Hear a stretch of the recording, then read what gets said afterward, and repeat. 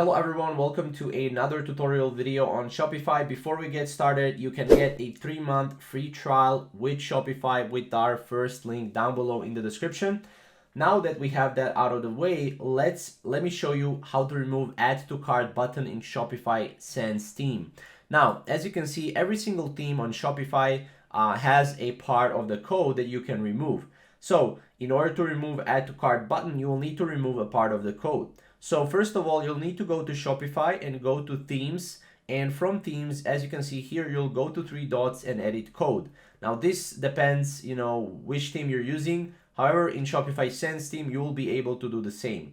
Now in the templates directory, what we need to do is we need to look for product liquid file. This is on the left side. Make sure to go and use main product liquid or product liquid file. Make sure to open it. Once you open it, you need to look for the line of the code that says write this. So you can Control F or just try to find it manually. However, I would recommend Control F.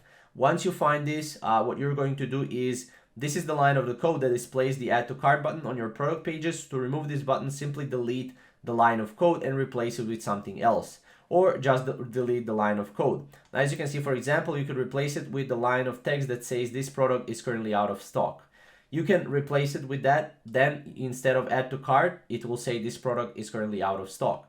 Now, as you can see, pro tip, if you're considering removing add to cart button on your Shopify store, be aware that this could have a negative impact on your sales. Without this button, customers will not be able to add items to their cart and will likely leave your store without making a purchase. So make sure that everything is optimized before you do just this. So yeah, this is basically how to remove add to cart button in Shopify Sans theme. If you have any questions, then we will see you in the next video. Thank you guys for watching.